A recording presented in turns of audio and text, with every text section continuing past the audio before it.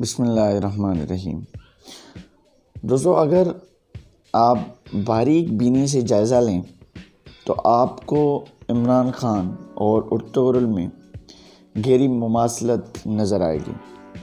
جیسے مثال کے طور پر ارطغرل ایک چھوٹے سے قبیلے میں پیدا ہوا، لیکن قدرت نے اسے ایک لازوال سپہ سالار، ایک بڑی ریاست کا معمار اور ایک بڑا سیاستدان بنایا۔ ارطغرل کا خیال تھا کہ وہ اپنے ساتھیوں کے ساتھ مل کر ایک بڑی ریاست، اسلامی ریاست بنا سکتا ہے۔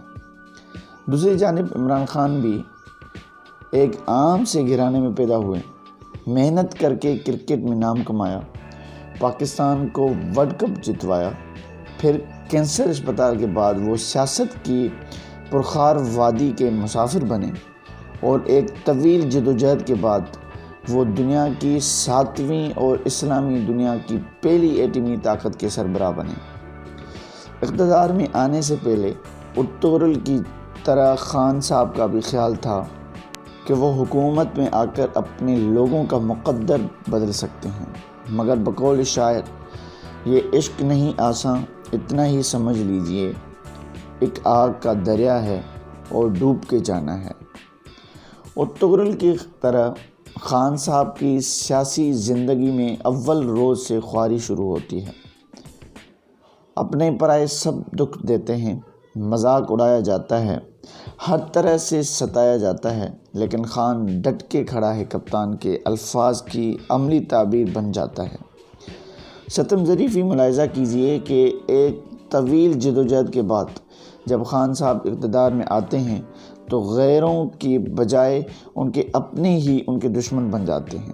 ارطغرل کی پشت میں بھی اس کا قریب ترین دوست خنجر سے وار کرتا ہے، خان صاحب کی پشت پر بھی ان کے انتہائی قریب ترین دوست وار کرتے ہیں۔ ارطغرل کی حالت بھی شیر کے اس بچے کی طرح ہوتی ہے جو بلی کے بچوں کے درمیان آ جائے، جبکہ عمران خان آج بھی جب 22 سال کی طویل جدوجہد کے بعد اقتدار میں آئے ہیں تو ان کی اور ان کے رفقائے کار کی حالت ذرا بہت گندی ہے۔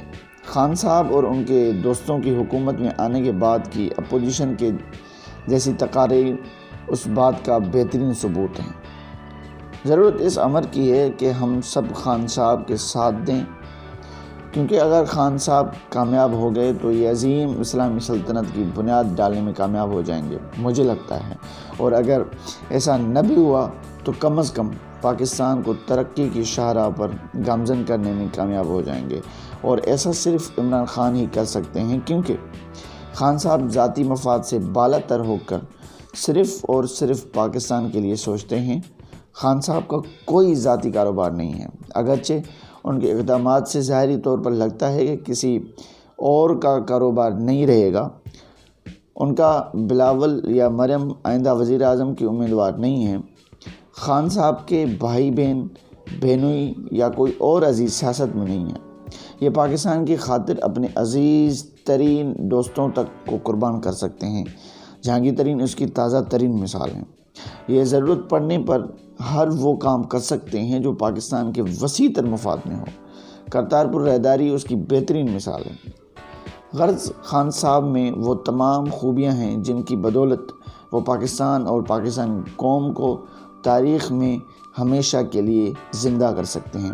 میں اس لیے کہہ رہا تھا کہ یہ اس دور کا عمران خان ارطغرل ہے۔